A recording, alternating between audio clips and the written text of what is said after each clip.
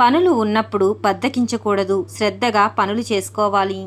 గట్టిగా అరవడం, నవ్వడం, గంతులు వేయడం చేయకూడదు. భర్త వద్దు అన్న పనిని ఎప్పటికీ చెయ్యకండి. తల వాకిట నిలబడి దువ్వుకోకూడదు. ఇంటి మధ్యలో కూర్చొని ఏడవకూడదు. ఆడవాళ్ళు ఏడిస్తే ఇంటికి మంచిది కాదు.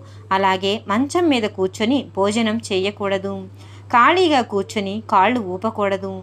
భర్త తెచ్చినను తేకున్నను హీనపరచరాదు. శుక్రవారం, శనివారంలలో శుద్ధిగా ఉండాలి. నడిమంత్రపు సిరి వచ్చినప్పుడు గర్వపడకూడదు.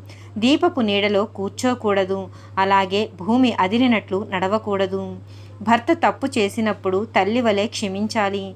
అత్తారింటిని, అన్నదమ్ములను, పుట్టింటిని ఎప్పటికీ అగౌరవపరచకూడదు. పుట్టినిల్లు ఎంత గొప్పదైనా మాటిమాటికి ఇంటికి వెళ్ళకూడదు. ధనికులను చూసి ఈర్ష్యపడకూడదు. అలానే పేదవారిని చూసి ఎగతాళి చేయకూడదు.